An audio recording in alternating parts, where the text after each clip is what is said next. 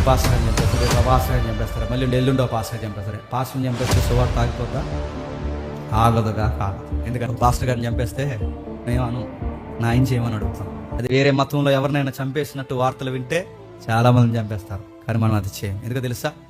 మనం ఇక్కడ జడ్జిమెంట్లు నమ్మం. చెప్పండి, ఒకరోజు స్వచ్ఛమైన, న్యాయమైన, పవిత్రమైన ఒక తీర్పు ఉంది, దాన్ని ఖచ్చితంగా చెప్పండి మనం నమ్ముతాం. అన్న అనేవాడు, మై కింగ్ నా రాజు ఇచ్చాడు, ఆ ట్యాగ్ వేశారు మన మీద. ఆ ట్యాగ్ వేసి రేపు పొద్దున్న మళ్ళీ ఈ వ్యక్తిని ఎవరు చూడబోతారంటే నేను, నువ్వు. 20:24 వచ్చిండి. యేసు వచ్చినప్పుడు 12 మందిలో ఒకడైన దిదుమానబడిన తోమ వారితో లేకపోయాను గనుక మేము ప్రభువును చూసితమని మేము ఆయన చేతుల్లో మేకుల గుర్తులు చూసి నా వ్రేలు ఆ మేకుల గుర్తుల్లో పెట్టి నా చెయ్యి ఆయన పక్కలో ఉంచితే గాని నమ్మనని మన బాబీ ఎవరు చెప్పండి. అందుకే మన ఇండియాకి రప్పించాడేమో అనుకుంటాను. 58లో వచ్చారుగా ఆయన అంటున్నాడు, ఆయన డైలాగ్ చూడండి ఎలా ఉన్నాయి, నమ్మను. అరే ఫీటర్ అలా ఒరిగిరి అనుకోవడం లేదు, అదే కానీ ఫ్రెండ్స్ కదండి వాళ్ళు. లేదురా నమ్మలేకపోతున్నాను.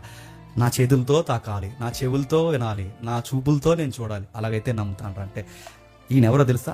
సైన్స్ కావాలి ఇప్పుడు ఈయనకి. Science evidence. సైన్స్ అంటే ఏంటండి?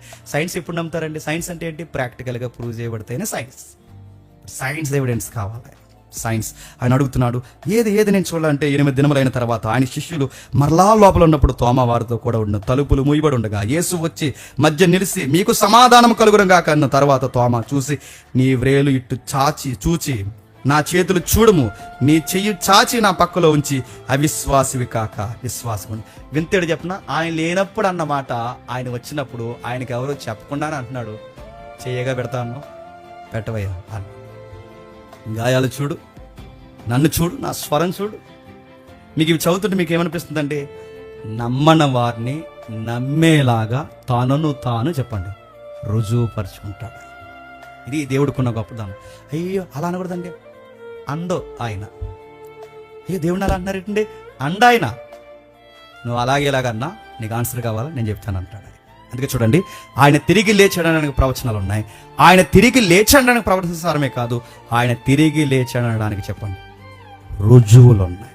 ఇప్పుడు చెప్పండి, 1 ప్రవచనసారం, 2 రుజువులు, 3 అధ్యాయం 32 ఏమంటున్నాడు చూడండి. ఈ సువార్తకి మేమందరం చెప్పండి సాక్షులు. ఈ సువార్తకి మేమందరం సాక్షులు. ఈ సువార్త